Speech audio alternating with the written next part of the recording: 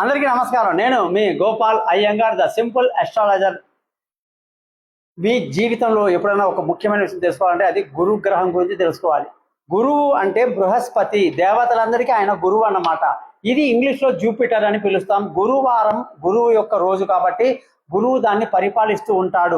కాబట్టి గురువారం నాడు విద్యాభ్యాసము, చదువుకు సంబంధించినటువంటిది, ఆధ్యాత్మిక విషయాలు, పురాణ పఠనాలు, రామాయణము, సప్తభాగవతము, ఇవన్నీ కూడా గురువారం నాడు మొదలు పెడితే చాలా మంచిది. గురువు అంటే చదువు చెప్పేటువంటి మాస్టారు, గురువు గారు. మరి గురువారం యొక్క ప్రత్యేకత ఏంటంటే ఆ రోజు మనకు కొత్త వస్తువులు కొనడం కానీ, పశువులకు మేత వేయడం కానీ, లేదా వస్త్రాలు కొనడం కానీ, అలాగే పసుపు దంచడం లాంటి పనులు కానీ, అలాగే పసుపు కుంకుమలు సుమంగలికి ఇవ్వటం కానీ గురువారం రోజు చేస్తే చాలా మంచిది. కొత్త చదువులు గురువారం మొదలు పెట్టడం వల్ల, గురువు అనుగ్రహం వల్ల చదువు చాలా బాగుంటుంది. ఈ విధంగా ఆధ్యాత్మికంగా అభ్యాసం మొదలు పెట్టాలన్నా గురువారం చాలా మంచిది. ఈ గురువారానికి అత్యంత ముఖ్యమైన మంత్రం కూడా మీకు చెప్తున్నాను. ఓం గ్రాం గ్రీం గురూం సహ గురవే నమః.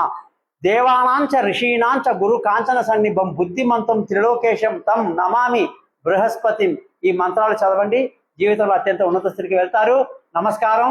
16 సార్లు చదవడం మర్చిపోవద్దు. ఇక్కడ మీ పేరు, మీ యొక్క డేట్ ఆఫ్ బర్త్ సూచించడం మర్చిపోకండి.